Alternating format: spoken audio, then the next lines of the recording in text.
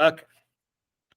One of the things that we have talked about a few times, is the fact that you don't have to ask everybody to get a good idea of what's really going on. So what we're going to look at tonight is actually how that works. All right. We're going to look at sampling error and how we do those distributions to figure out why we don't have to ask everybody to get a good idea of what's going on. All right. That's what we're going to look at. That's basically what chapter 7 is. You'll notice chapter 7, there's only there's 3 sections to it, 7.1, 7.2, and 7.3, as compared to some of the other ones that we've done that there's been 5 sections of. Tonight's class should not be that bad. We should be done around 8 o'clock. I'm probably not going to give you a break in the middle because I'm just going to go until we're done and then you guys go. So I think you'd rather that at this point because there's not an actual break point in this thing. But that's what we'll do. Oh, one other thing. We will have class that Monday up before Thanksgiving. I know sometimes teachers will give that. It's like, we will have class that Monday. I need it. Yes, we will have class that Monday. It's on the syllabus and everything else, but I'm going to need it to keep going because we missed one other class. So, all right. Just wanted to let everybody know. All right. Huh? I'm going to eat so much in Thanksgiving. We're going to be going like halfway. As long as you bring this, it's all good. Okay. Actually, I'm having Thanksgiving in my house this week, so it's like I canceled my Tuesday night class so I can actually cook. Are you going all out? You're going to turkey and Yeah. ham and everything? No, not everything. The turkey, the basic stuff, the turkeys and stuff like that. But I have about 20 people coming over to my house, so it's probably going to end up being 2 turkeys. But my family, we've never cooked the turkey and then had the turkey on the table. We always cook the turkey the day before, slice the turkey, everything else, put it in gravy, and then have it sit in the refrigerator so it literally marinates in the gravy overnight, and you rewarm it the next day. It is so moist it just melts in your mouth. It's like the perfect thing of Thanksgiving. You have leftovers. It's amazing. So we've always done it. So it's like it's actually easier to clean up and stuff because it's just like there's not much. Yeah, it's all one thing that's gone. So, all right, enough talking about food. All right, let's talk about sampling error. So when you talk about errors, we think about things that are wrong. This isn't necessarily something that's wrong. This is something that's taken into account. So when we're looking at sampling error, it is the error resulting from using a sample instead of using the entire population. Okay. So if I'm going to look at information for this class, I can ask the entire population because I have everybody. So I can easily look through and go, yep, I can get everybody's age, whatever else I'm looking at, and we can do the standard deviation and everything else from that. So we have the entire population. However, if I wanted to do the entire school, that would be a lot more difficult. Okay, because there's 3,000 or 4,000 people. There's not all here at the same time. So doing a sample is more likely to be something I'm going to do. When we do samples, though, we then have to extrapolate that to everybody. And that's where your sampling error comes in. We need to understand what is the error based on what information I got. And that error gets smaller the more people I do. And that's what we're going to start looking at the beginning. Is like, how much do we have to hit to get the errors that we kind of want? All right. So quick little thing. The favorite of everybody for the U.S. government, the IRS. All right. So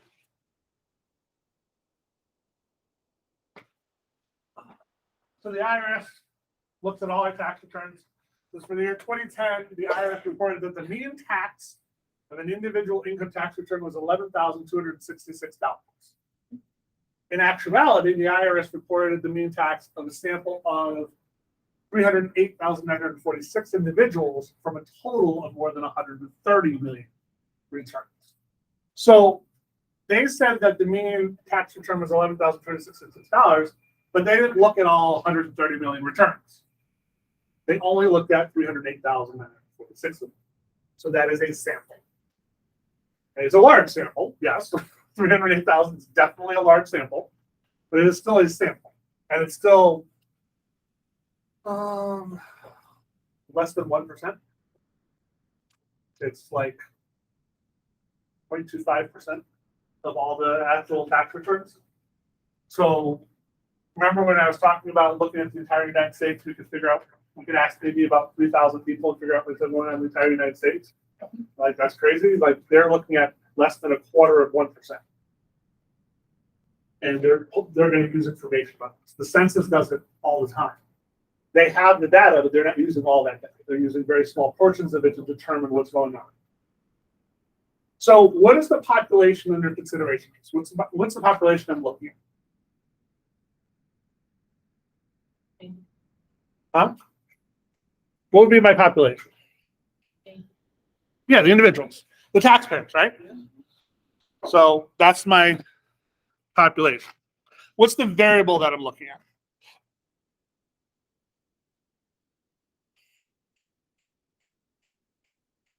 What's the thing the mean was calculated out of?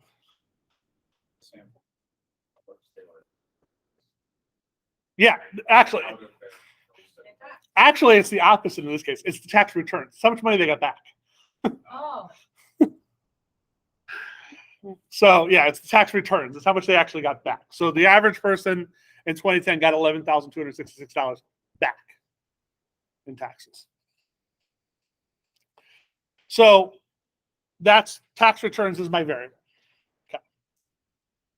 We already talked about this. The mean tax report is a sample mean, not a population mean. Now, this is actually really important. I'm going to actually zoom in on this because I want you guys to see the symbols change.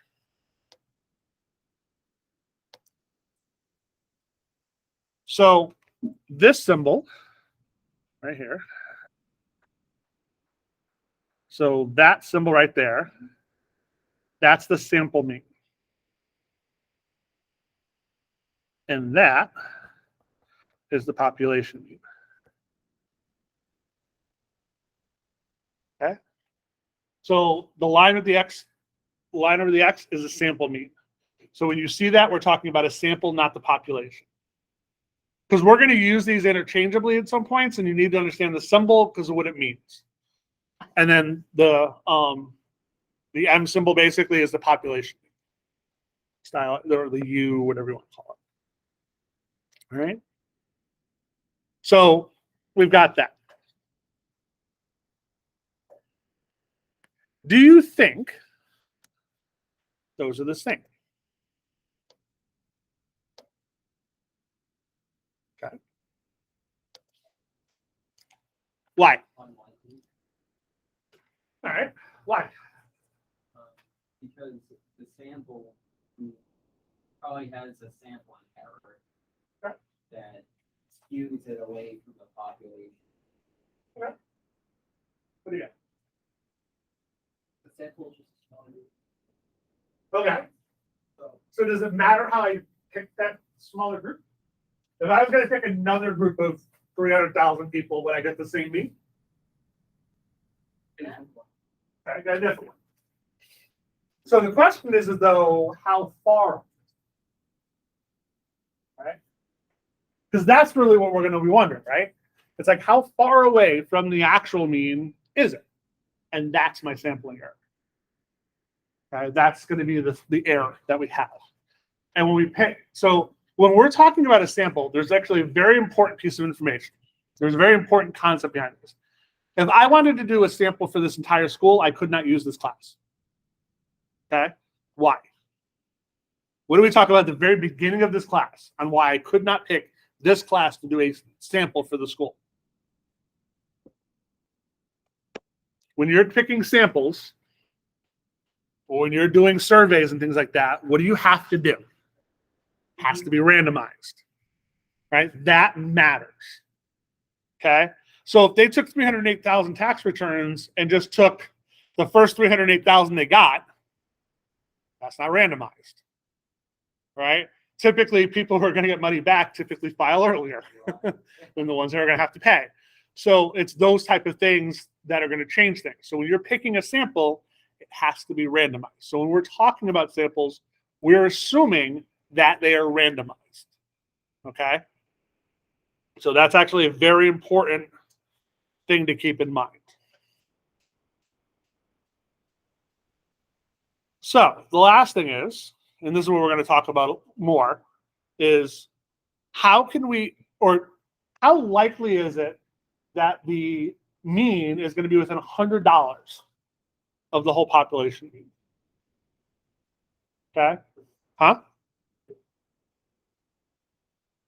Believe it or not, with this one, it's actually probably pretty high because 308,000 of that sample is quite large. Who we're going to look at, and that's actually what we're going to do tonight.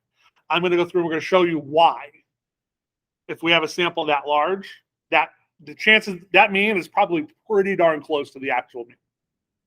So, $100 actually is quite a large margin at that point. But we're going to look at that. All right. So this is what we just talked about. For a variable x in a given sample size, the distribution of the variable bar x, or it's called the sampling distribution of the sampling mean. So that is the sample mean symbol, which we just talked about. So, all right.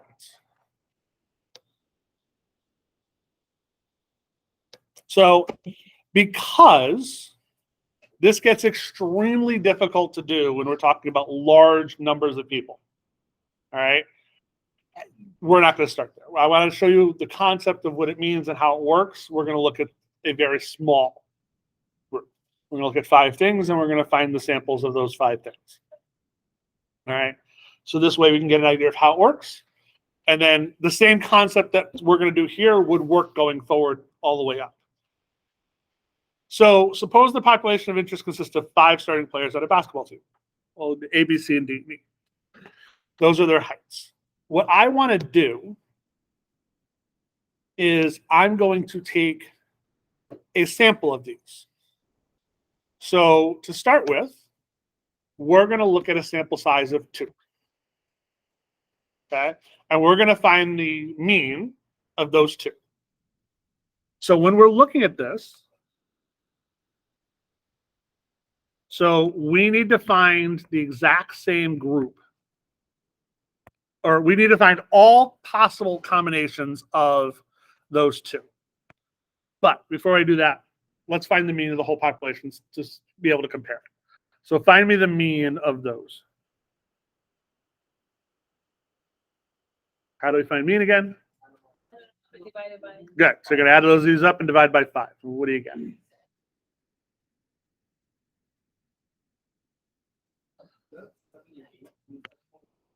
76, 78, 79, 81, and 86. Yes.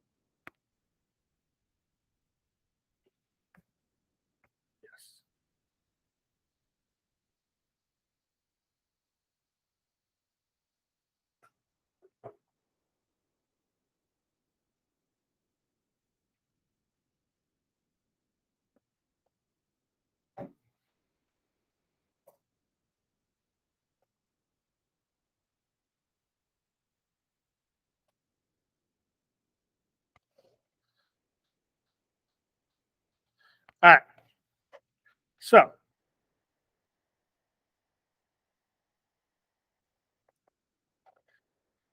now I want to find the mean of each sample. And my sample is going to be 2. So we're going to find the mean of A and B, A and C, A and D, A and E. So we're looking at every possible combination of those 2. Now you can see why I'm not doing this with 130 million tax returns. We'd be here forever trying to figure this out. All right, but 5 we could do. All right, so find me the averages or the means of each of these. So you're going to add the 2 numbers up, divide by 2.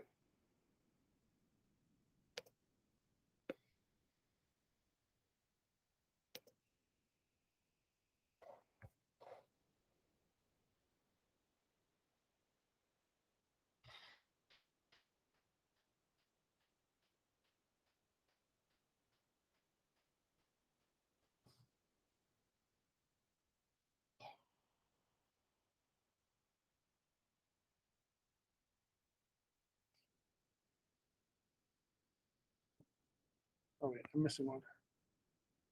1, 2, 3, 7.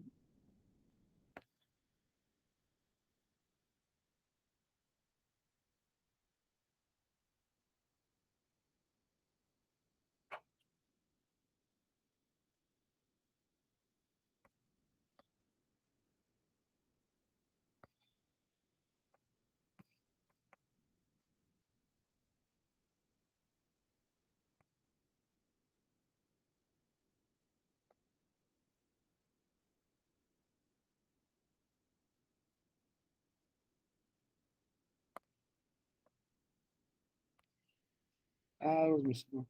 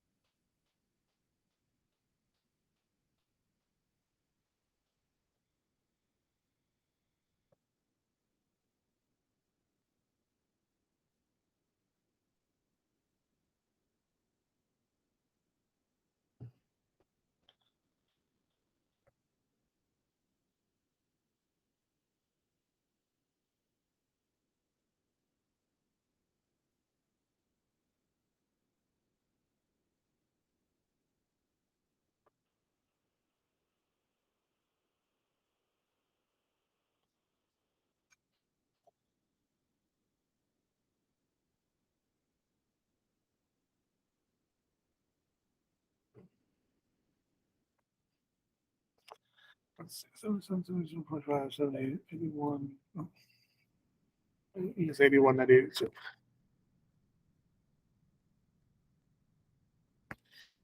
Why do it on a calculator instead of doing it in your head? 78.5, 79.5, 82, 80.5. Okay. Only made one mistake. All right, so we've got our means of each of those. How many were 80? One.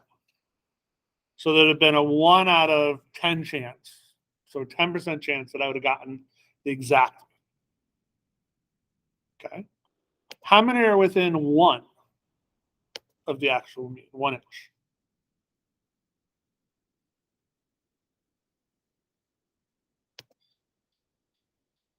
So that would mean all the ones between 79 and 81.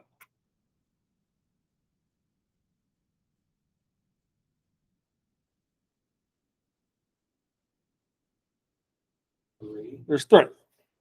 All right, so I got a 30% chance of being within 1 inch of the mean. All right.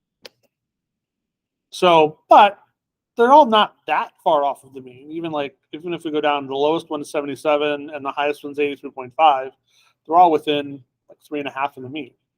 So they're not that far off of the mean. So that was with doing it in pairs of 2s. I'm not going to make you do them all, but I'm not going to do 3 and then 4. But let's do 4. So we're going to do the same thing. But this time we're going to do it with 4 of them. So instead of sample size of 2, do 4.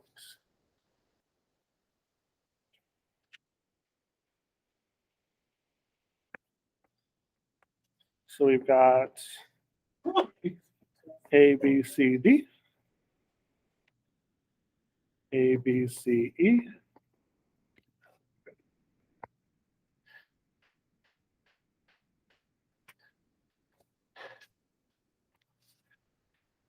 A, B, D, E,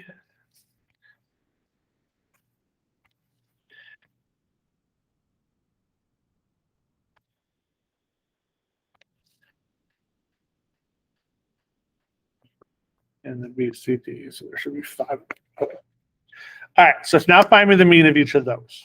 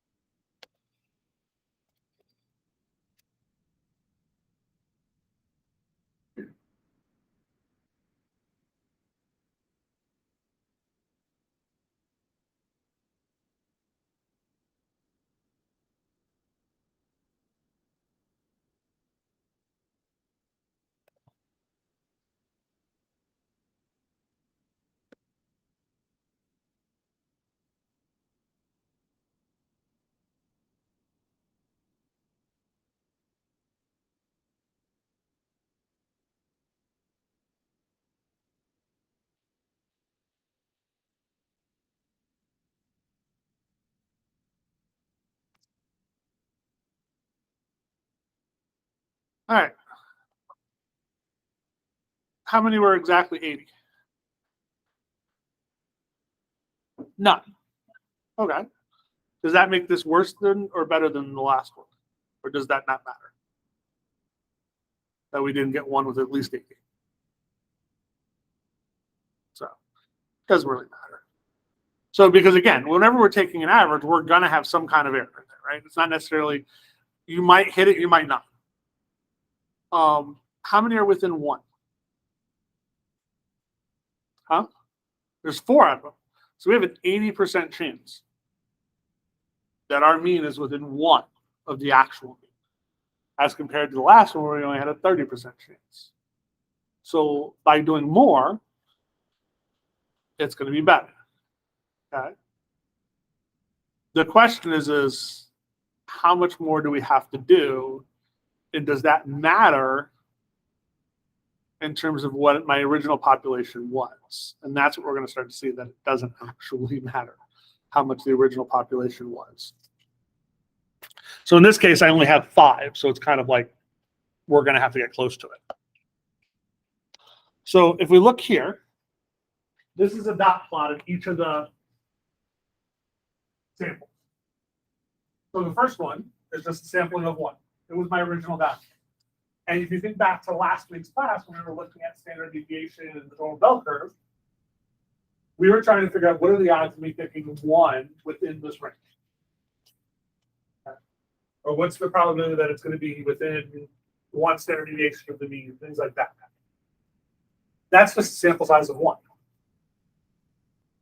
Sample size of 2, 3, 4, and then 5, which would be all of them, right? What do you notice is happening with those?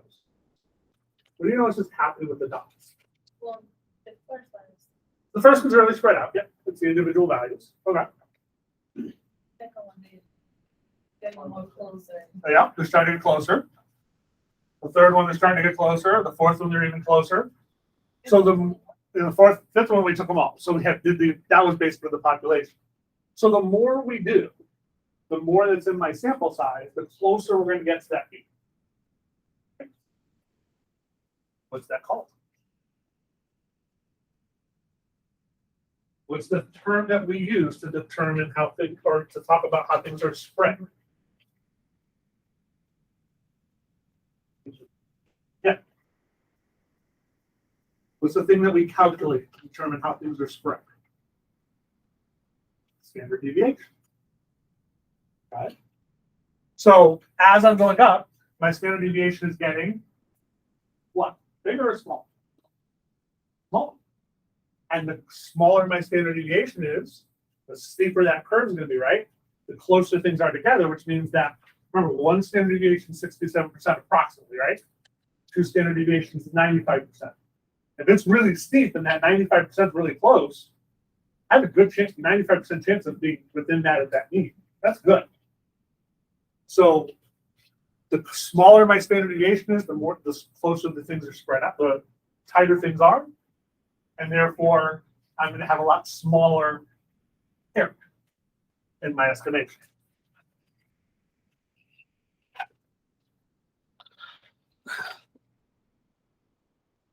All right.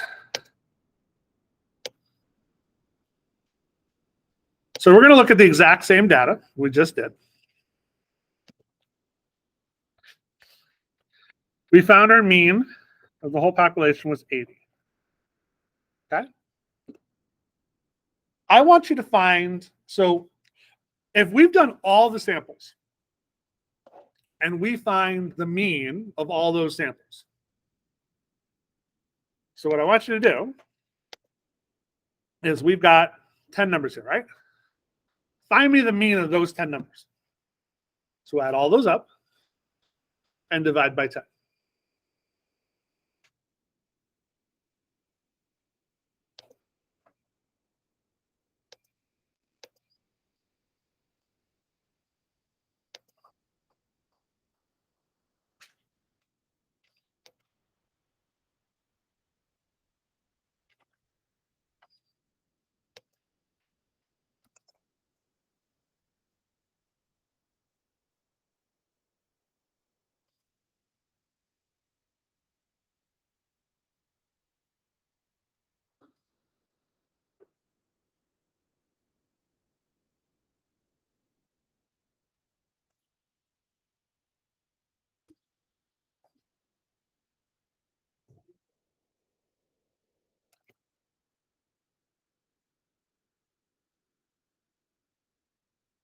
What did we get? Which was my original mean, right? Good. Now do the same thing to those numbers.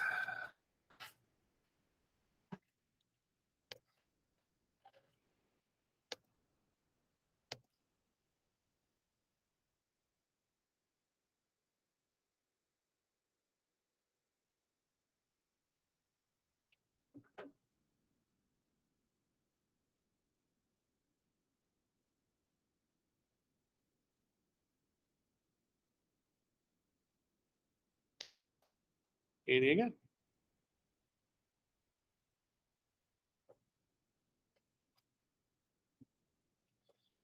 All right. So, what are the two pieces of information that I need to know? I need to know my mean and my standard deviation to make a curve, right? Okay. So if I know that if I did all of my samples, that mean is going to be identical to the population mean. Okay. So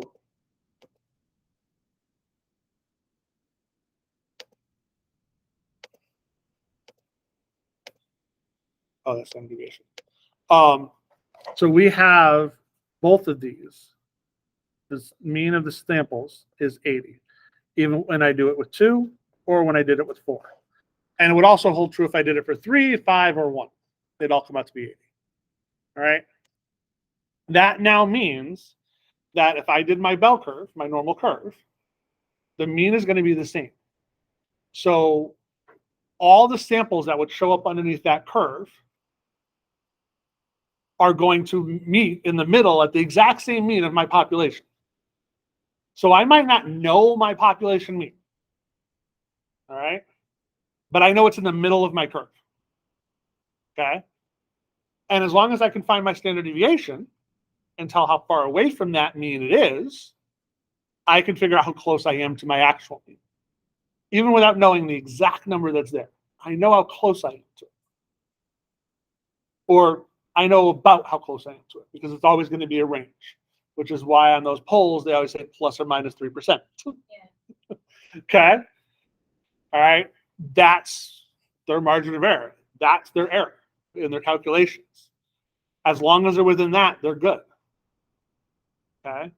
If I'm looking at scientific studies for medicine, I might want it to 1% or plus or minus 0.5% because that's going to mean somebody's life possibly. So 3% might not be good enough. So, but I might want to get it to that 99th percentile, okay, which is going to hit that second standard deviation or the third standard deviation out. So that's what we're looking at, all right? But since the mean is the same, now I know about what it's going to be, and that's actually very important. Next thing we need to start looking at is my standard deviation. And then, like, how we add all those numbers. Like, if we wouldn't have a different number. These always come out to be the same. Always, yeah. That if I really wanted to spend time, I could actually show you and prove you to why it actually just totally makes sense. But Well, that's okay. it's- As long as I know it. it's like it's always going to be true. This rule is always true that the mean of the mean of the sample means is equal to the actual mean. So, and that's actually the reason that's actually important is if that wasn't true, none of the stuff I'm about to tell you would work.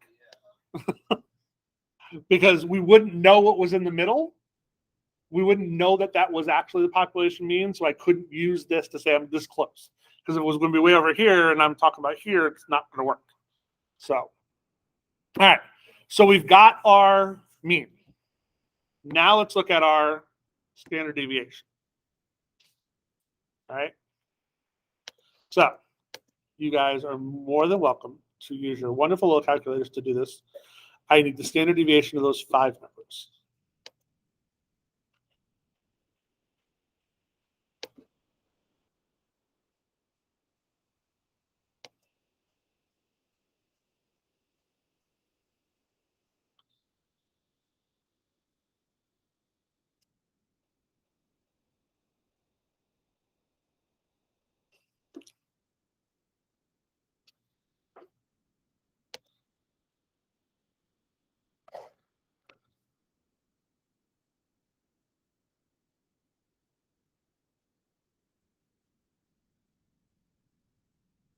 So this is so you're gonna have to find a standard deviation calculator. This is not when you're doing it by head. Well, I guess you could. It's just gonna be kind of difficult. The 5 height. Yes, the 5 height numbers for this point.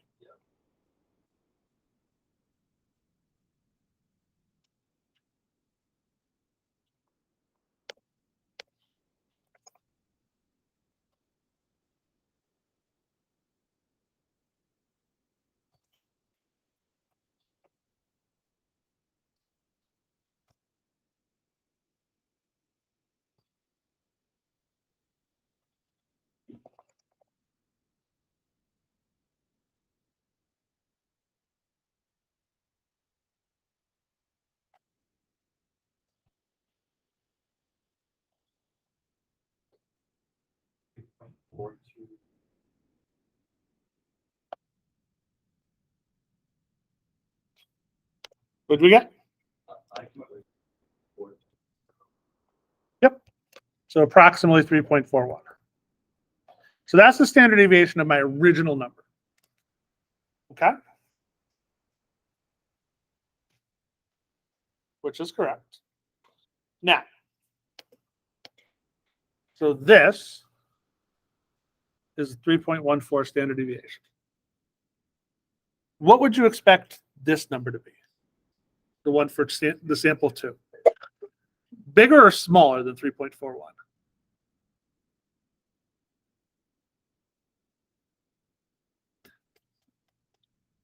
Small. Okay. Or could it be the same? What does standard deviation tell us? How spread it is, right? Is this set of numbers as spread or smaller? It's smaller spread, right? Yeah. So my standard deviation should be less than. Okay, so let's find the standard deviation of those 10 numbers. So that's these red numbers down here.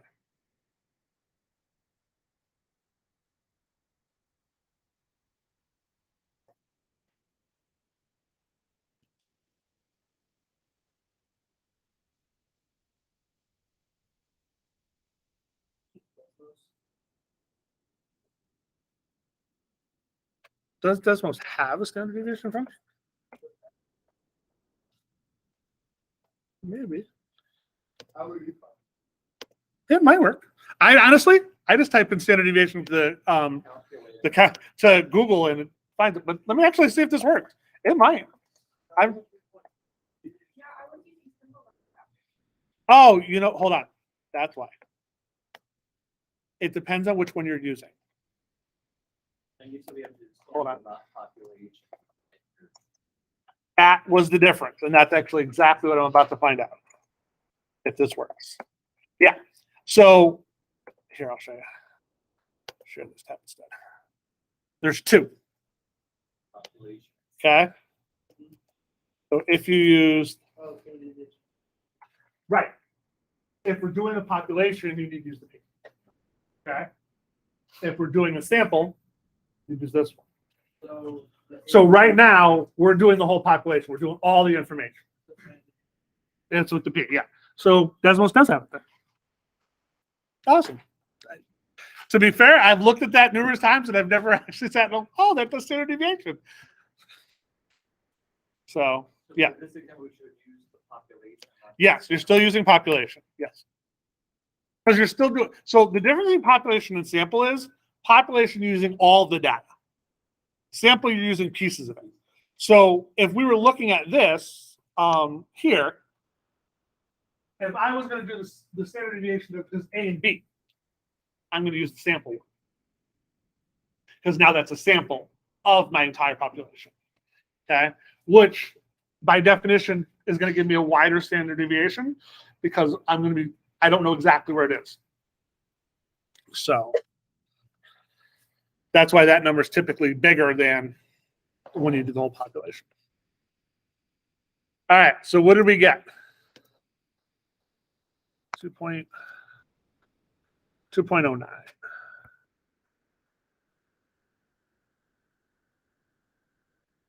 What did you get? 2. That's why he doesn't trust. No, it's fine. I'm not, honestly, I use the book. It's very possible. It's like I didn't do it. So hold on. Let me actually do it real quick. Let me do it real quick. The book could be wrong. I've learned that lesson with writing the book. Like how many times little mistakes are made, even after like 5 and 6 people have looked at it. There's still mistakes I'm finding. So it happens.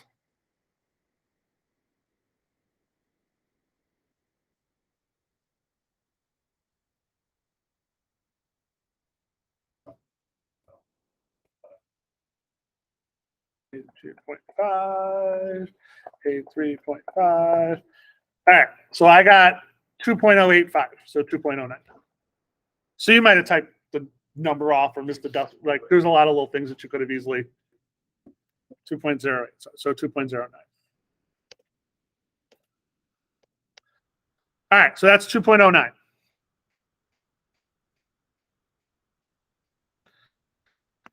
All right, if we did the next one, is the next one going to be bigger or smaller? Small. I'm not going to have you do this one. We didn't actually do this one anyway. 1.39. The next one, again, should be smaller. And it's going to be 0.85. And actually, the last one is 0. There is no spread.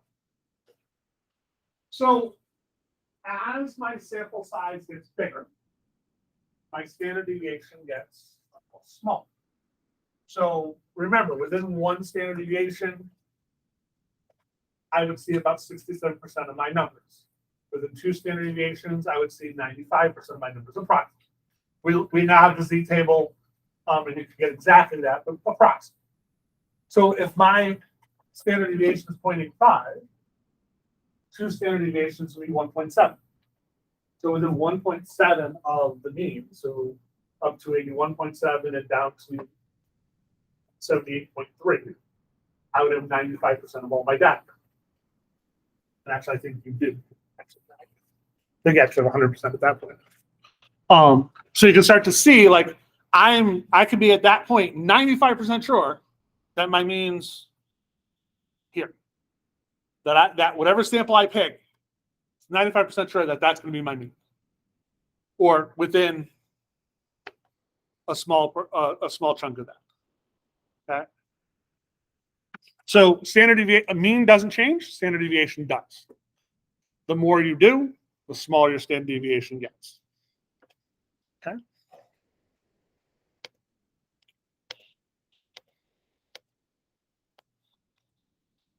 All right.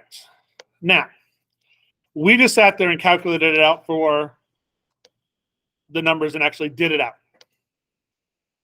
If I gave you thousands of things to do, there's no way you're going to do this out. So, this is our formula for it. And notice, it's really small.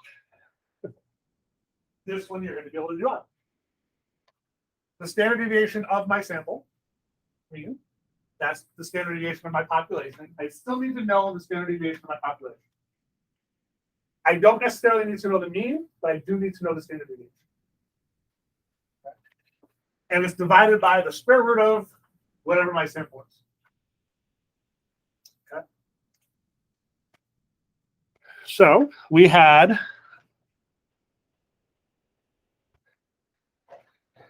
my original standard deviation for my data was, what was it, 3.41.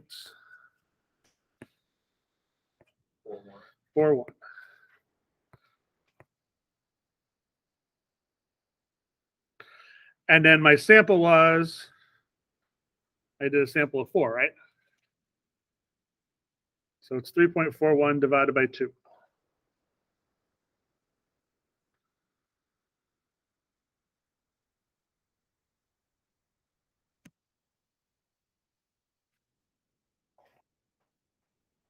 And that comes out to be 1.21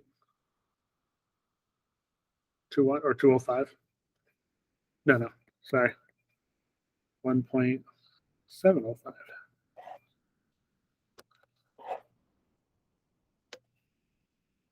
So my standard deviation was less than that when we did it. Okay. And that's fine. If you're going to use a formula for this, you'd want it erroring on the side of higher than lower. Okay. And we're also looking at a very small set of numbers. These things work a lot better when you have more data. Okay, so in this case, it would work. It's higher than it. It's not going to give me something lower, which is fine. So, but this is the formula we're going to use. And that's how you do it. You take the standard deviation, you divide it by the square root of whatever your sample size is. The bigger the sample size, the smaller that's going to get, right? Bigger your denominator, the smaller your fraction gets. Okay.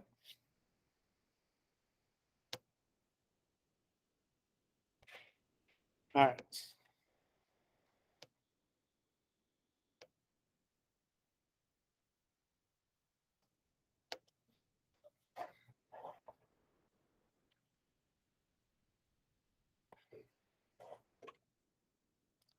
So a report for the U.S. Census Bureau current housing reports a mean living space for a single family detached home is 1,742 square feet.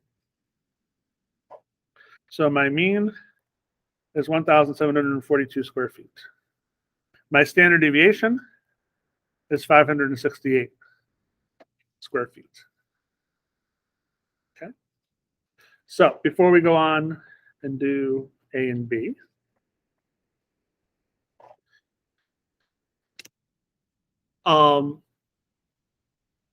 what I can be 95% sure that my house is going to be between what size and what size.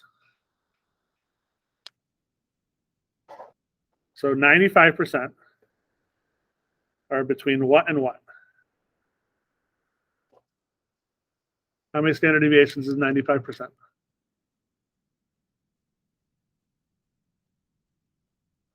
2. 66, 68, 95, 99.7. So 2. So that means I'm going to do what to that standard deviation? I'm going to take, subtract 2 of them and add 2 of them. So subtract 2 of them. What do I get?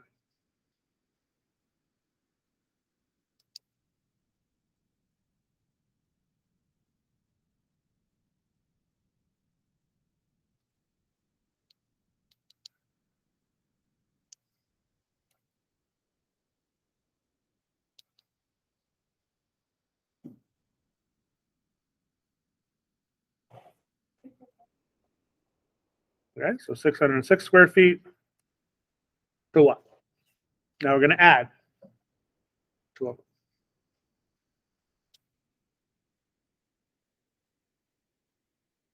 them. Okay. So I can say, based on this data, that 95% of all single family homes are between 606 square feet and 2,878 square feet. Okay. All right. Now they want us to do a sample of 25 homes.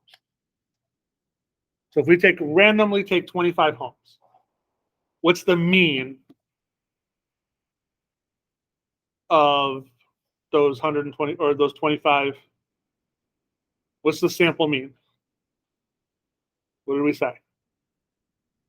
Sample mean always stays the same. So what's going to be my sample mean? 1742. So my it's 1742. Now my standard deviation is, now I've got to do that calculation, right? So what was the formula for it? It was whatever the original standard deviation was. So 568 divided by the square root of, what's my sample size for this one? 25.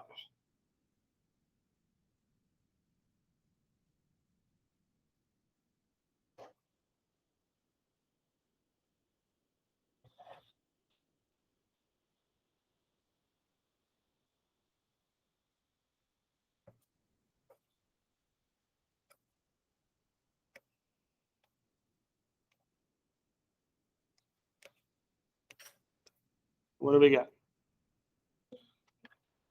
113.6? Okay.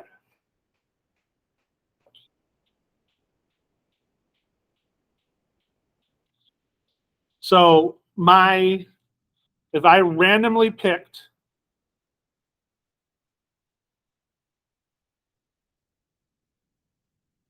$25 homes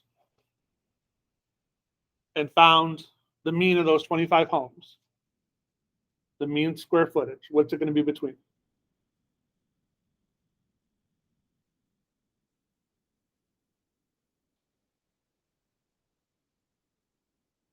So you're going to take, the mean was 1742 still, right? We're going to take the standard deviation away from it twice. We're going to add it twice. It's still 95%. So what do we got? What was it?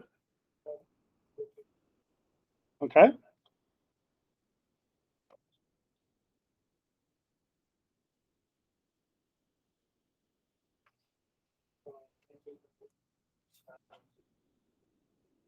Okay.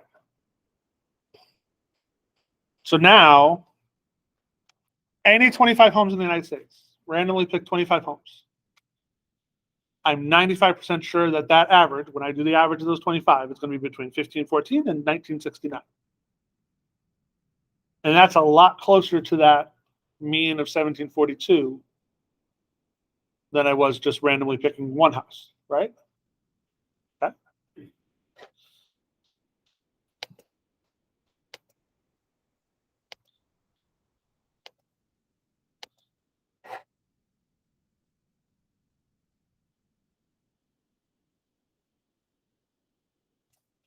Let's do 500 homes.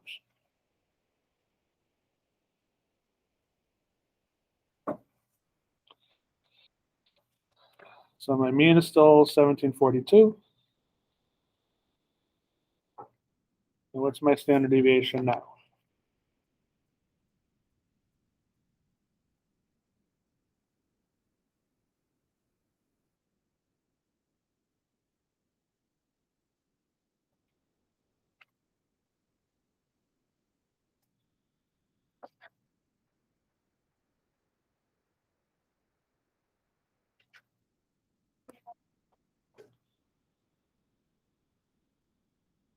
So my 95% is what now?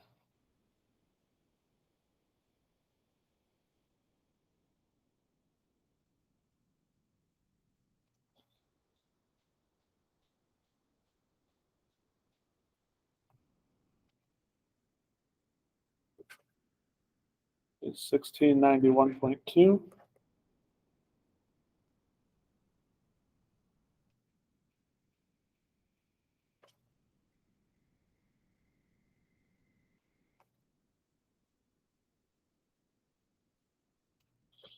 $1792.8.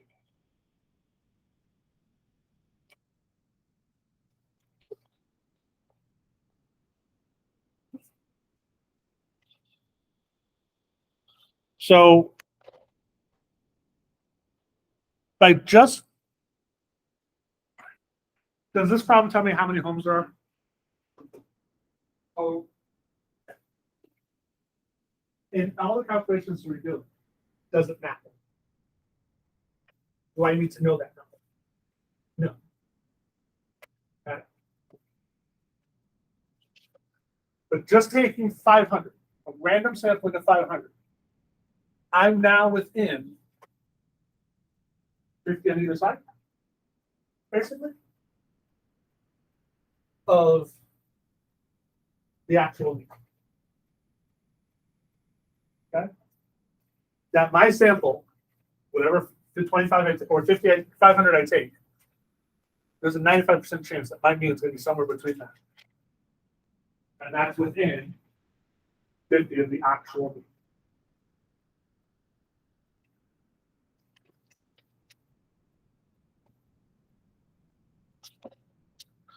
Do 5,000. Find my standard deviation for 5,000.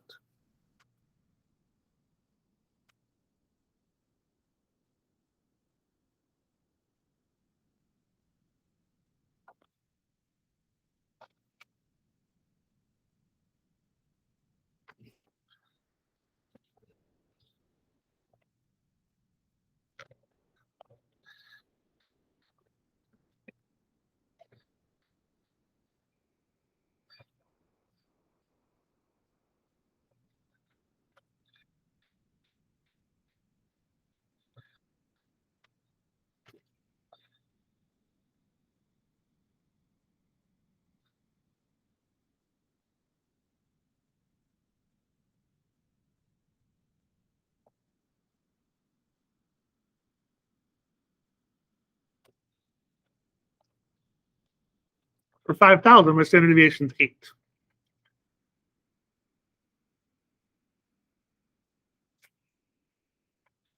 So now 95%, I'm within 1,000 or 1726 to 1758.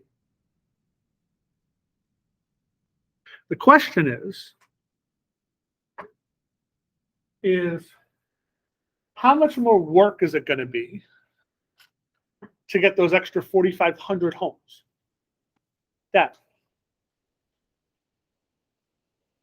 Okay. Even with computers now, it's like, yeah, you're still going to have to run the reports and filter through it all. Find out. It's like, it's still more work, more processing time, more power, and everything else. So, depending on what you're doing, is it worth it? Okay. It didn't give you that much better of a thing. And even if you sat there and goes, okay, I was at 5,000, 568. Let's do, if we did 50,000. Now I'm only down to 2.5, 2.5 is my standard deviation. So it's not dropping huge amounts anymore by doing that extra calculation piece. All right. So that's why most things, they do about 1,000. 1,000 seems to be about the magic number that they hit. And like I said, nowhere in this problem did I say anything about how many homes there was in the United States. That doesn't matter. So when the IRS did a sample size of 308,000, okay, they were pretty goddamn close to the exact amount. All right. So we were asking, what's the odds of them being off by 100 at the beginning? Your guys like, oh, there's no way they're going to be that close. They very well could be possibly within the dollar if they did 308,000 as their sample size. Okay. So like if we just did this one, 568 divided by the square root of 308,000, you're now down to 1 as your standard deviation. Okay. So they probably were within $1. So that's why we don't need to go crazy when we're going through and doing those. All right. All right.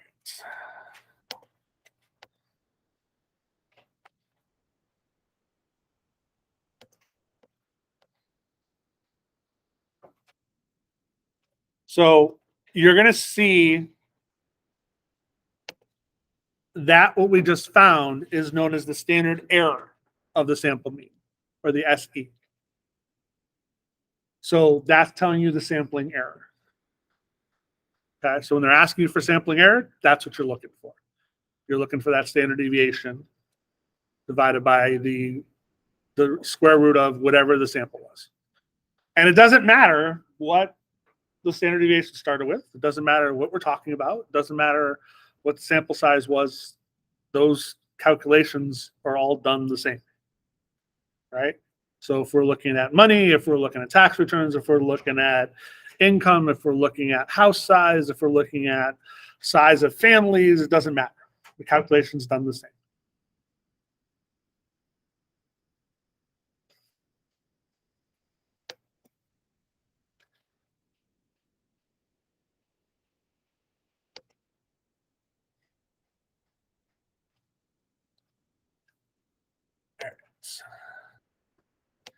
And we can start to see here, if we look at just this is IQ. So IQ's is a mean of 100 with a standard deviation of 16. So if we do the normal curve, just the whole thing, that's what you're going to get. If we're looking at a sample of 4, just randomly picking 4 people, we now see how that curve gets a lot smaller.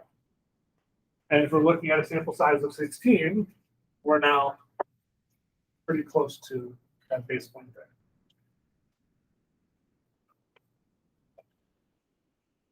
Now I know why I had this off. Never muted the. I was trying to figure out why every so often I heard myself. I thought thought I was going crazy. I thought that was my ear. No, I thought somebody else just like had it like logged in or something, and I just totally missed this. I'm looking like, oh, that's why. So nope, wasn't just you going crazy. It was me too. All right. As crazy as this is going to sound, we're almost done. We're going to do some problems, but we're not that far. Huh?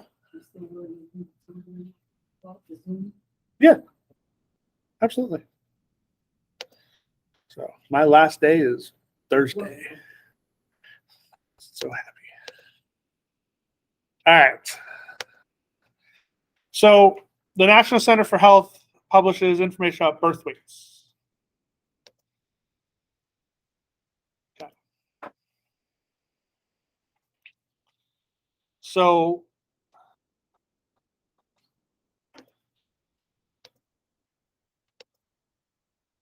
according to that document, birth weights of male babies have a standard deviation of 1.33. Determine the percentage of all samples of 400 male babies that have a mean birth weight within 0.125 pounds or 2 ounces of the population mean birth weight of all male babies.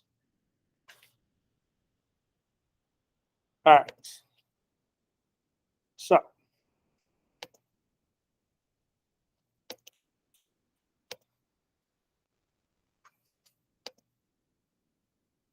first off, what information did they give us?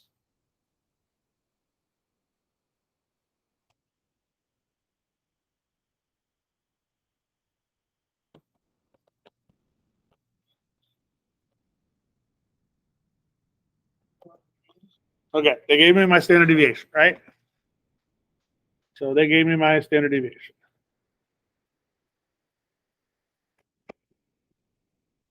And they gave me my sample size, right?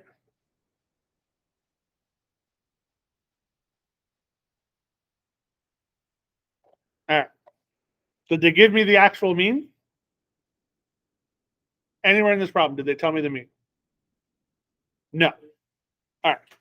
But we do know that the mean of the sample is equal to the mean, right? We do know that. We don't know what it is, but we know that's true. Okay. So what's the first thing I got to find now? So we've got the mean of the sample, kind of. What else do I need to find? I need to find my standard deviation of the sample, right? Okay. So let's find my standard deviation of the sample. So what am I going to do for this? What's the formula?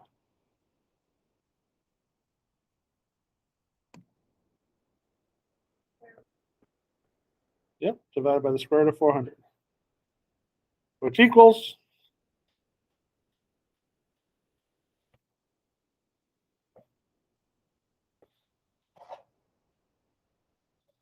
okay. So that's my new standard deviation.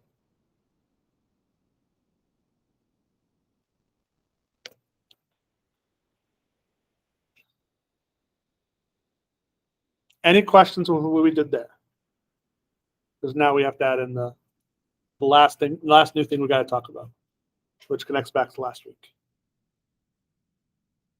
But so far, that's what we've done, right? We figured out standard deviation. We figured out the mean. We've got that information. Up to this point, we've talked about the bell curve in general. It's like 95%, those type of things. Unlike those problems, this time they're now telling me they want to know this percentage of samples of babies with a birth weight between or within 0.125 pounds or 2 ounces. Okay? Because I brought them. I did say I was going to do this last week and I wasn't here. If anybody would like the Z table, you're more than welcome to come up and grab one. Actually,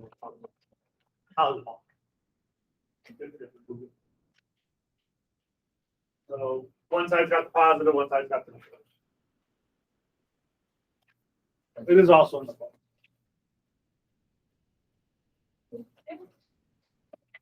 How does it do? Like, are they the same?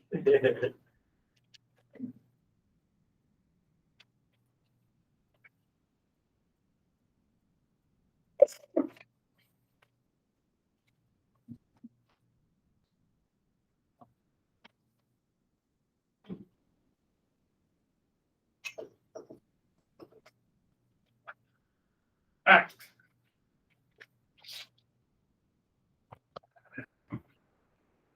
So, to find the percentage, we need to find the z-score. When we find the z-score, we can start doing our calculation, right? So they're looking for, they want to have, so here's my wonderful little bell. That's a horrible bell curve. Let's try this again. That's better. I know my means right here. And I want the mean plus 0.125 and the mean minus 0.125, right?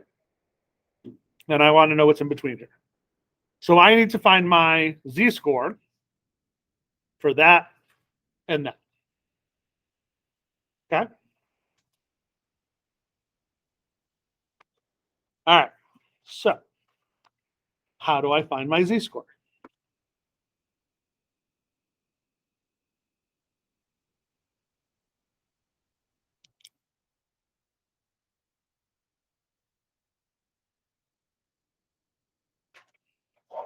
What was the formula for z-score?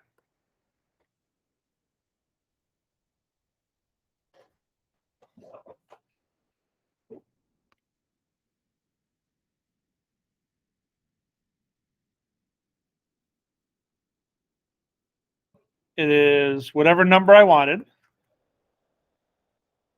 minus the mean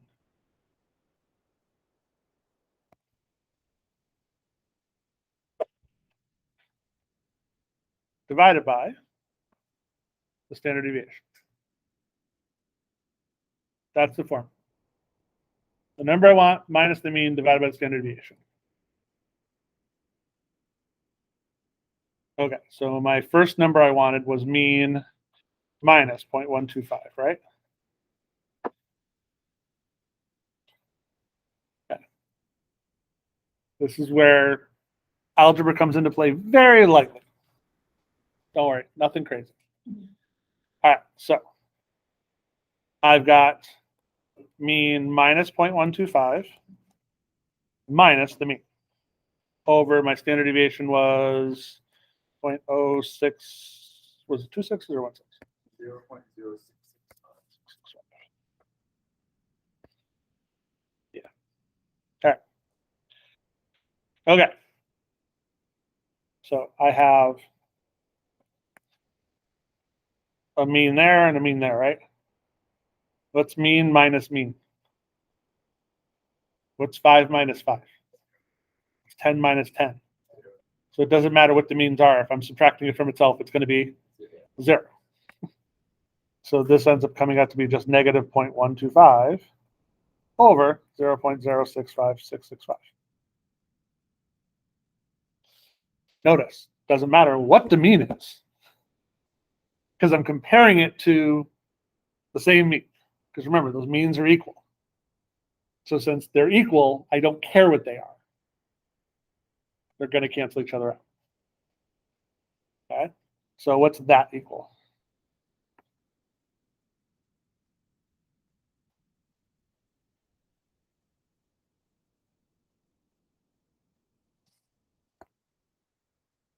So do negative 1.25 divided by 0.0665. What do I get?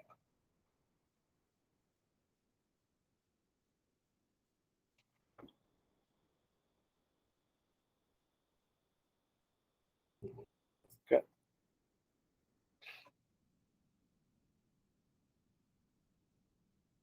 Equals symmetry, right? I'm doing the same thing on both sides, correct? So my other z-score is going to be positive 1.88. Okay? Because it's symmetric. So don't have to go through and do that calculation out again. I know it's going to be the same thing on the other side because I did the same amount. If it wasn't 0.125 and I wanted to do a different amount on the other side, I'd have to do that calculation. But since I want the exact same on both sides, I don't have to worry about that. All right, so I'm negative 1.88 to 1.888. All right, so we now have to look at my bell curve.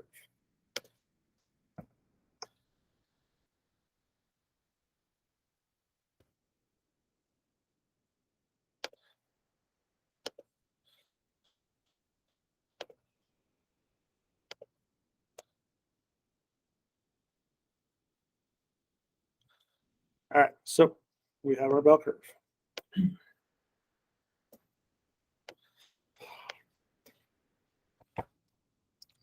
I've got negative 1.88 and 1.88.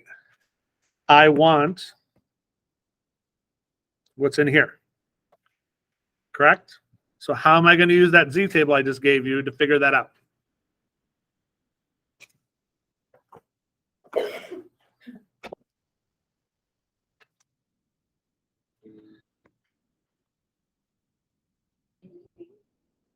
So 1.88 gives me what?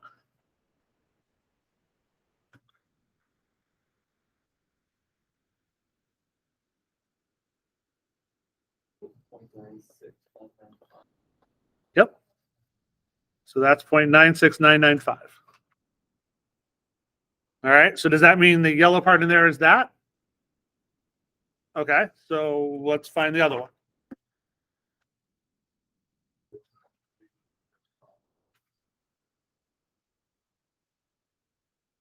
So this right there is 0.03005. Okay. So what am I going to do to those to find what's in between them? Subtract. So subtract those.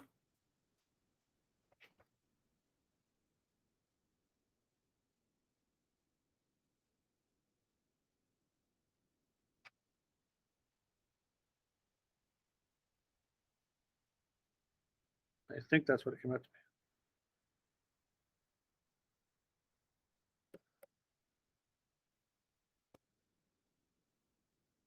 be. Okay. So if I took, so what does that mean?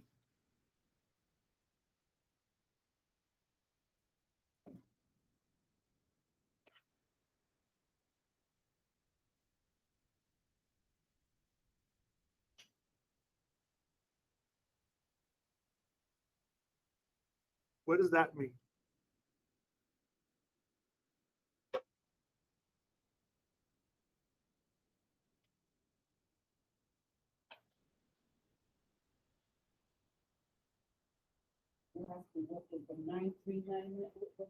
Yep. What did we find? What we calculated. With all this work, what did we do? What's the usefulness of?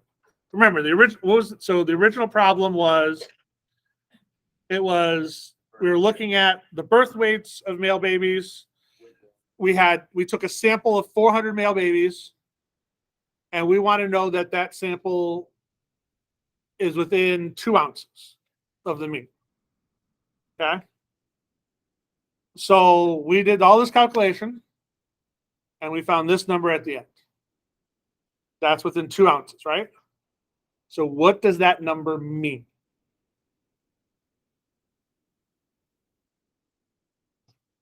Is that the percentage of the 4?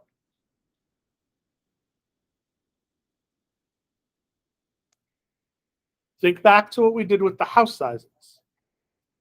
We're looking at the 95%, right? So what is that percent? Basically, you can round off to 94%, right? Okay, so we're at 94%. What is 94% of, or 94% means what?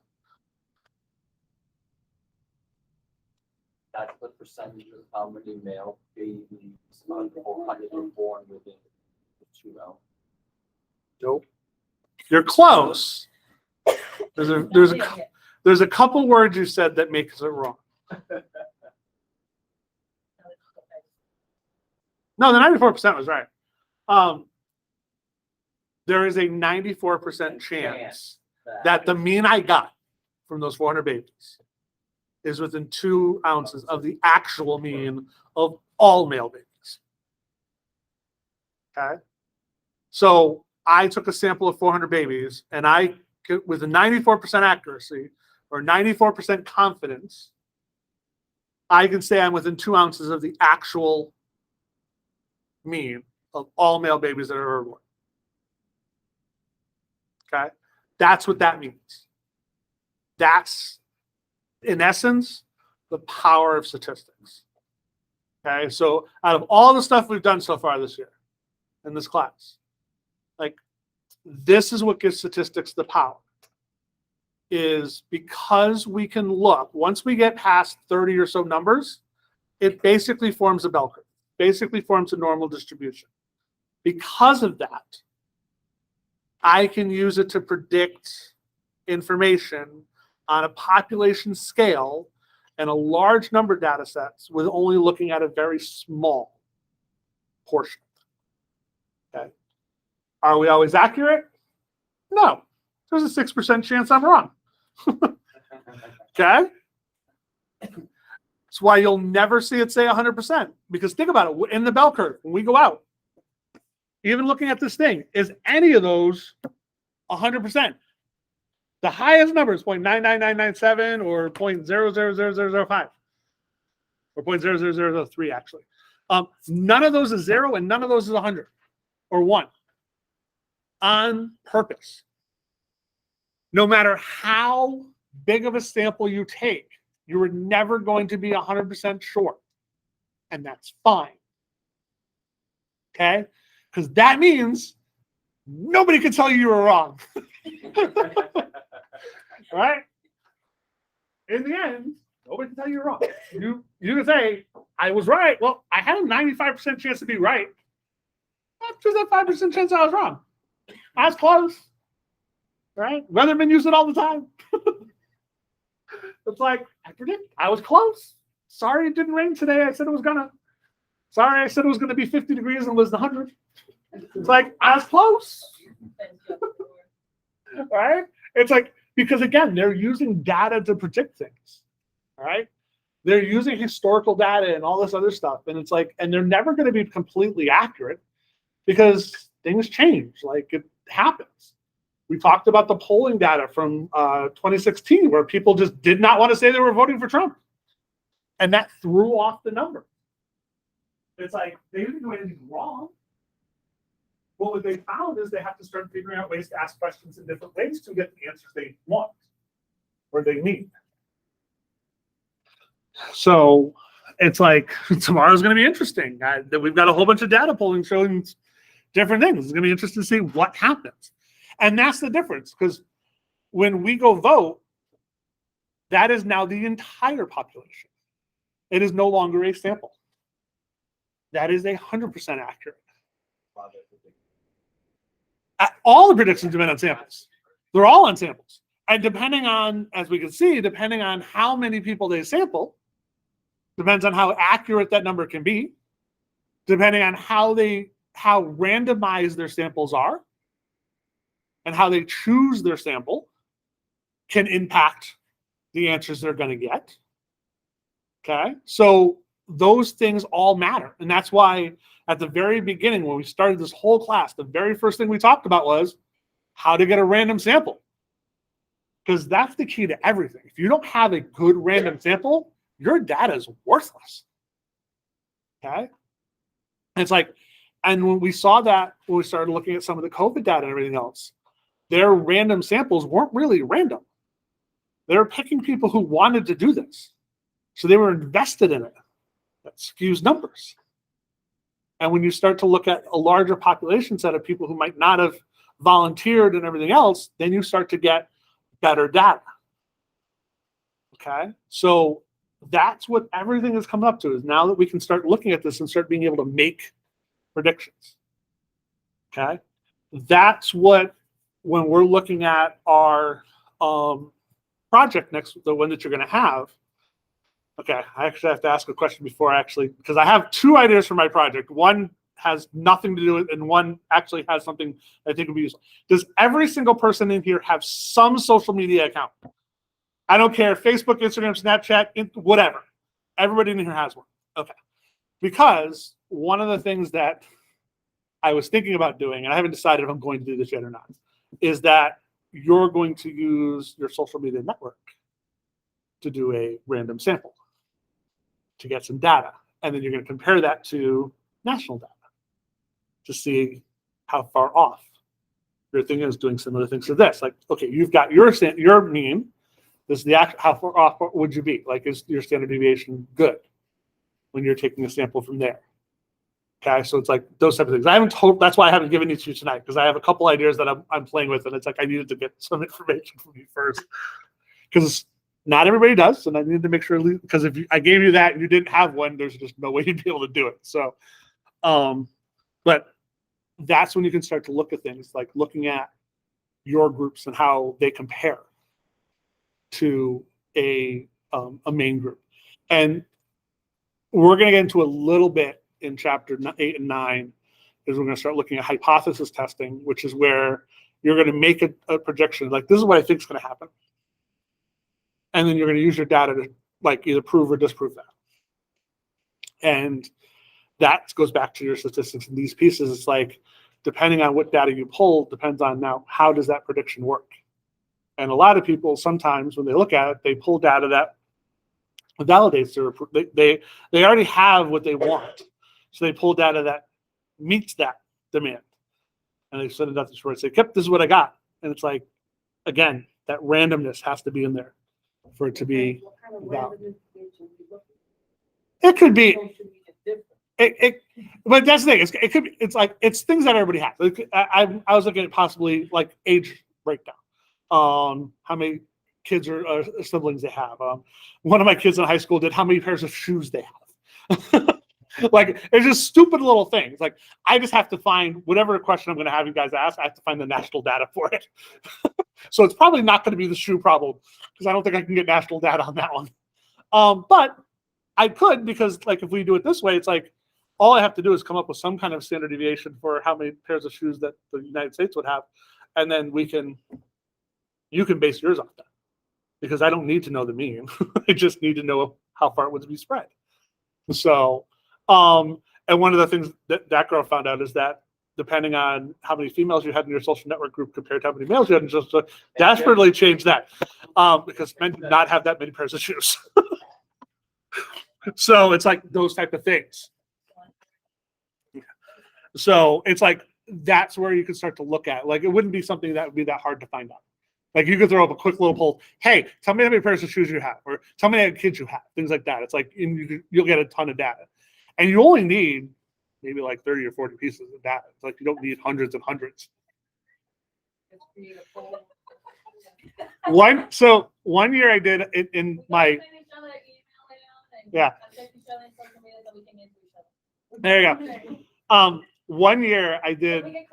Remember I told you I taught that class that the kids could do their project. There was a project at the end that they were able to do. We did a whole bunch of interesting things in that class. Their final exam was they actually had to teach the class something that they enjoyed or they liked that connected to math. So this one girl did her project on how many friends her friends had on Facebook. At that point, Facebook was big. And the minimum number of friends that her friends had was somewhere in like the 800 plus. And she had friends with like 5,000 and 6,000 friends on Facebook. And I'm like, you don't know that many people. Like, It can't be real friends. it's like, and that, right. Somebody forgot, like my dad forgot his password. He created a new one, so I got 2 Facebook with my dad. Yeah. And I'm like, But that's the thing. It was a matter of, this was about 10 or so years ago. And at that point, a lot of people Facebook and these things didn't have the ability to follow and those type of things. You had to friend them. So they had tons and tons. They had no idea who these people were. And the concept was then we realized that, okay, you've got all these friends, you realize they have access to all your information. Yep. Really? Yes. Oh. And they started quickly deleting people. Yep. And it's like, and that's Facebook and stuff started putting things in place so you can follow and not get everything shared there. So it's like now we start to restrict that group a lot more. Oh yeah, I think on average. because it's just for family. Right. So don't use Facebook for yours. But it's the same thing with all of them, like Oh. Snapchat, I don't talk to anybody on there. Okay. All You can put them all together. I guarantee if you put them all together, you have a bunch of different people. I tell you, Because you probably don't follow the same people on Snapchat that you do on Facebook. So it's like, you'll find. I don't know if I'm going to go that direction or another one, but it could be a possibility. So it's like, those are the types of things you start looking at. It's like, how is this data used? Huh?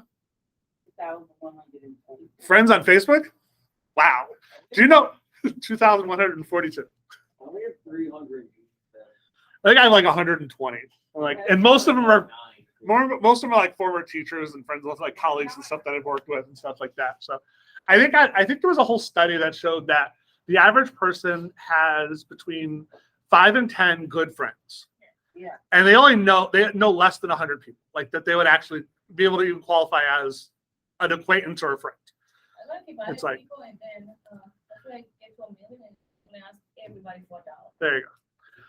There you go. You've been doing that during COVID. Just get a Every- million everyone friends, was get asking ask for that $1. I just want $1. Cash App and Just give me McDonald's. $1. It's gonna be $1.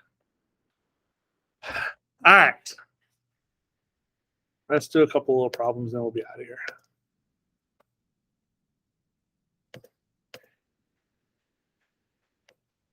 Favorite thing in the world, teacher salaries.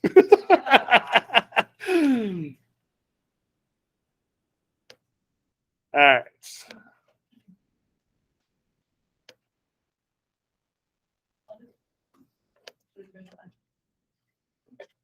I made it too big. I gotta shrink this. I'm like, I made it too big. Yeah, this is towards the end of the section.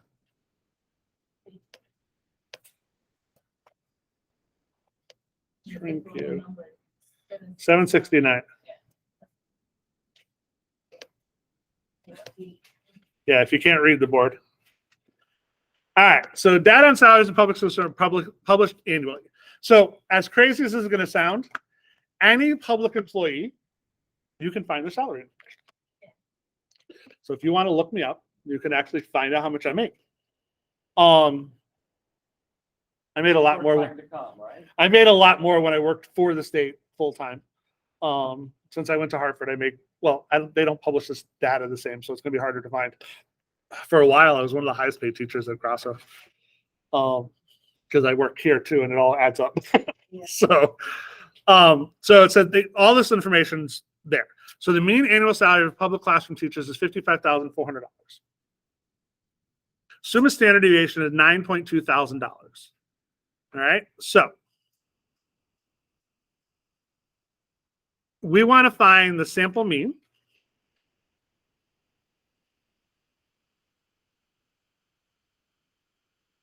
Assume a sample distribution. Oh yeah, we're not doing those. So what I want us to find is, I want us to find the sample mean and the sample standard deviation for if we're doing a sample of 64 and if we're doing a sample of 256. Okay? So we're going to do exactly what we just did. We're going to find the mean and standard deviations for a sample size of 64 and a sample size of 256.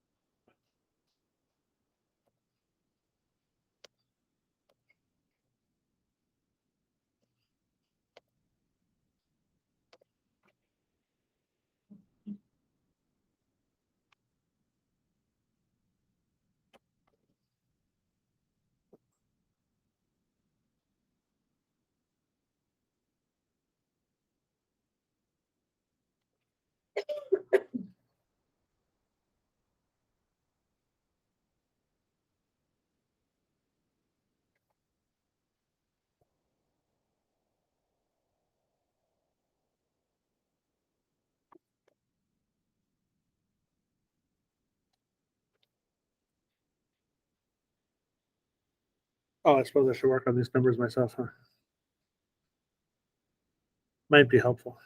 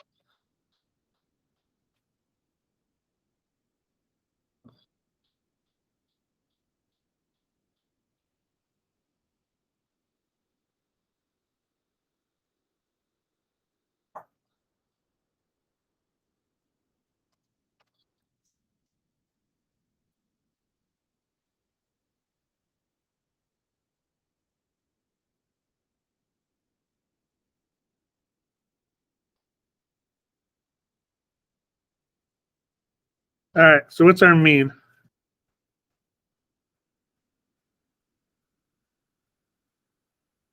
What's our means? This is the easy one. 55, of course. Right. They don't change. What's our standard deviation for 64?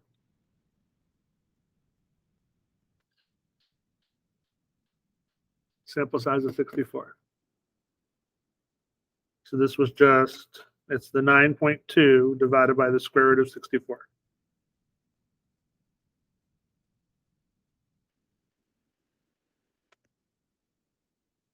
1.15.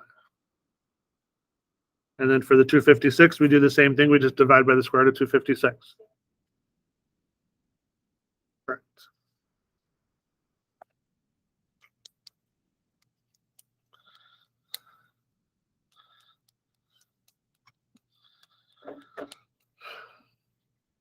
So question C asks a very important thing. Do we need to assume that the salaries are normally distributed to answer these questions?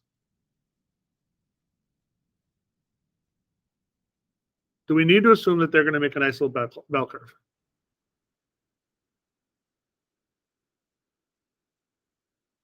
No. Why? What did I say? What happens when we use a lot of data? It basically forms a bell curve. All right. When you get enough data, you're going to get a bell curve. It's just the way everything kind of works. So you're going to have your brand new teachers on one end, you're going to have your veteran teachers on the other end, and they're about equal, and you have everybody in the middle. You're going to have bell curve.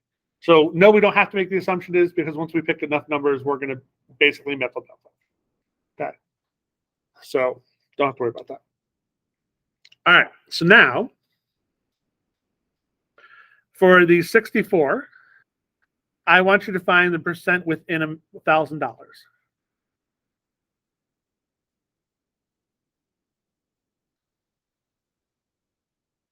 And for the 256, I want you to find the percent within $1,000. When you're doing your Z-score,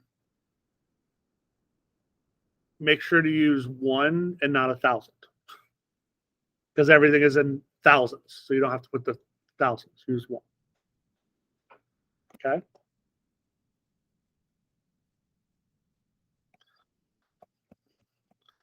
So find the percent within $1,000 when you do a sample size of 64, and then find the percent within 256.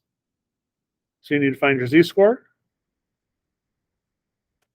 and then translate that with the Z-score table.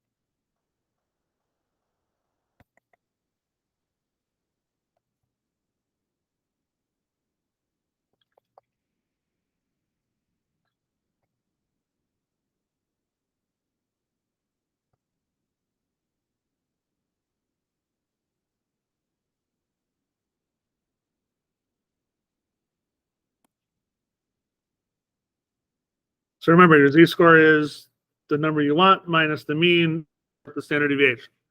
So in this case, my number I wanted was 1,000 more than, or 1,000 less than one, either direction of the mean, right? So my mean was 55.4. So the number I would be looking for is 56.4.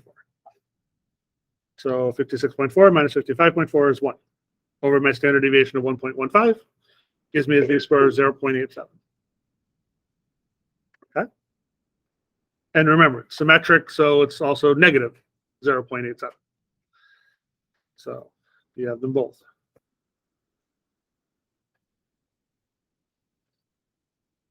So we look at our z-score table. 0.87 is 0.80785. And then we're going to subtract the negative version of that.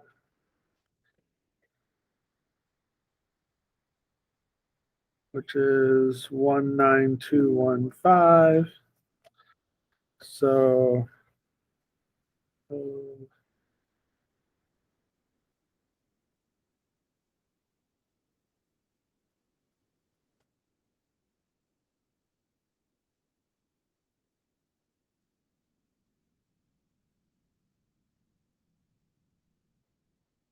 I get 0.6157 or 60, approximately 62%.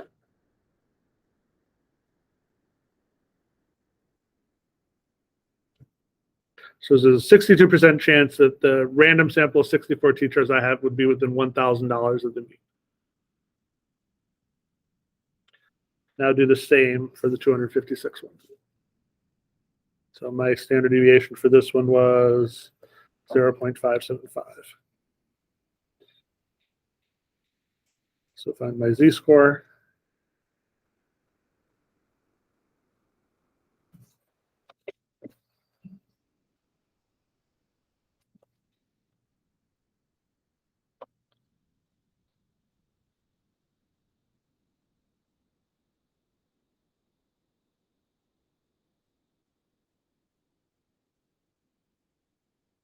And then do my percentages.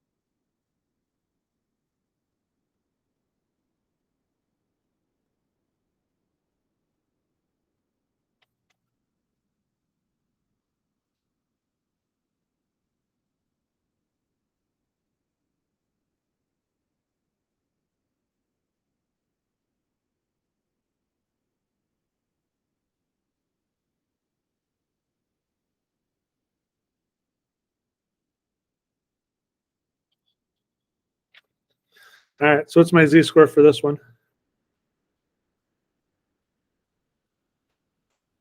So it's 1 over the 0.575, 174.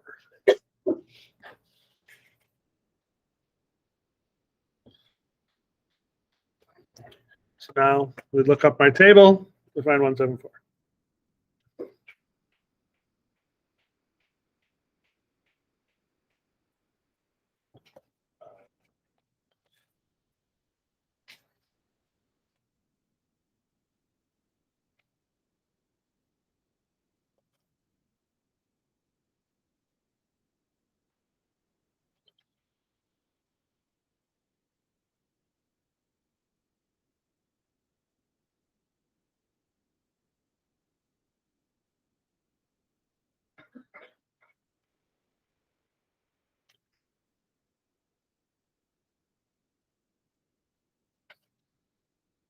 We got 91814, 92%.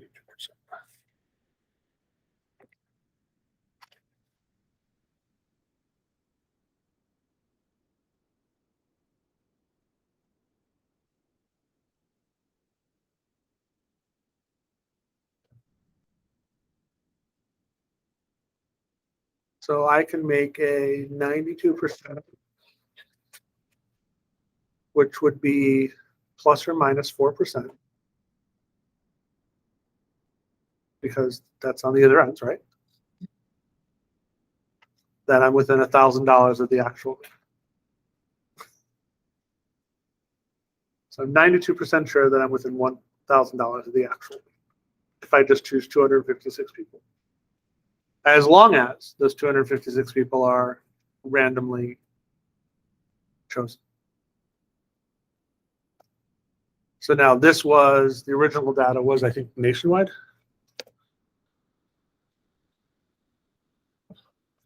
Yeah. So this is all of them. So if you're going to pick 256 salaries, you'd have to randomly select 256 people out of the entire country. Now, how would you do it? How would you pick 256 people out of the entire country? Random. Huh? Okay. So what's that called? Huh? If we're gonna go almost starts, there's a C in there somewhere. Cluster. Plus, You're picking states. You're clustering them. So we've clustered them, and now we're picking 2 from each state, or well, 256. So we pick like 5 from each state. five. So if you're picking 5 from each state, California is a lot bigger state than Wyoming. So does Wyoming then get overrepresented?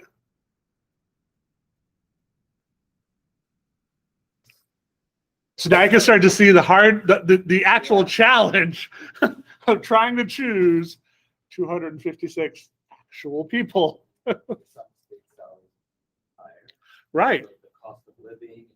Correct. So right. So if you pick 5 from California and 5 from Wyoming, Yeah. like you're going to get, that might skew your numbers a little bit lower than the other means. By the electoral votes. 256. There you go. Even that would actually overrepresent Wyoming. So Wyoming is why Wyoming is always the butt of all these jokes, is that Wyoming is the smallest state and they have 3 electoral votes. So each electoral vote only represents, I think it's like 256,000 people. However, if you look at a state like Connecticut, we have 7 electoral votes. We have a 5 and then plus the 2. We have 3.5 million people. So that's about 500,000 people per electoral vote. So each person actually counts twice as much as the people in Connecticut for their electoral votes. So it's like, that's one of the problems with the electoral college. However, we can blame our Congress for that, because Congress capped themselves at 435 people, which was not how the Constitution originally wrote it. Originally, it was every 30,000 people gets a representative in Congress. They quickly figured out that that was going to cause way too many people in Congress. When we're talking about almost 300 million people now, that'd be like, what, 10 million representatives? No, 10,000 representatives. And which nothing would get done. We barely get stuff done now with 435. So they've rechanged it and then they capped it. Once they capped it, that started causing the problems with those things. So all the little numbers games. All right. So do you guys have a general idea of what we're doing with this stuff? Does it make sense? Yes, that's the thing. It's like, but that's why, like, even like tonight when I'm looking at these, like, I wanted to bring it back up the clustering and the random sampling and those things. Like, all the stuff that we've done all connects. Like, you can't do this without getting those good 256 people. Like, it can't just be like, here, I'm just going to choose the 256 people here to get it. It's like, There's reasons for it. That's why we can say that it doesn't matter if they're normally distributed. We're going to assume they are because of how we're choosing. And as long as you choose them correctly, they're going to be normally distributed. So it's like we can have those conversations and all this stuff works because of the stuff we did at the very beginning. And now, if any of you figure out how to win the Powerball tomorrow for $1.9 billion, don't forget your statistics teacher. I will. Have a wonderful night, guys. Yeah, luck of the draw. Yeah. My 50 tickets the other night did not win, so I think I won $8. I did. It was literally, I had a $100 bill in my pocket. That's all I had for something. I'm like, oh, what the heck? Let's try. It's worth $1.5 billion. It's worth a shot, right? I will not work on that. Like, four. Yeah, just buy a ticket. Just like one, just buy something. You got ID trying to buy a lottery. I just wanted to say that I don't really have social I'm waiting media, for so It's okay. I think Do what I'm that going to do is I'm project. going to have a few options. okay. Do you have any animal? Or No. how does nobody have an animal nowadays? All right, that's You fine. do. I'm going to have a few options. So All right. you'll pick, like, there'll probably be like 3 or 4 options. I You just can thought I pick should from. let you know. Yeah, thank before you. decide. Yeah, I thought of that afterwards. I started coming up with a couple other options that I'm like, yeah, I'll probably just give you guys 3 or 4 different options to choose All from. right, sounds good. So you'll Thank be fine. Have a good night. So what's up? You said I can get my extra credit back. Oh, yeah. All right. All right. Here. That was-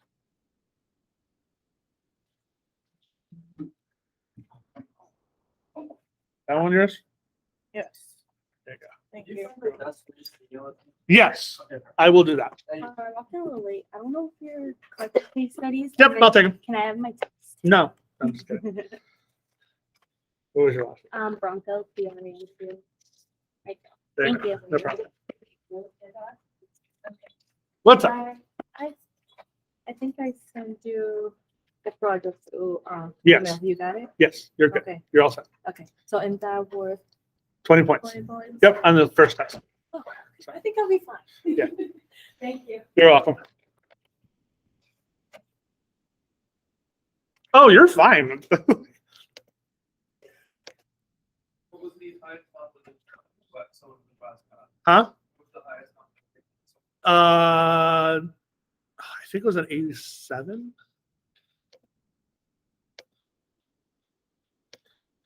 So, because I think they after the thing they just broke 100 on it. So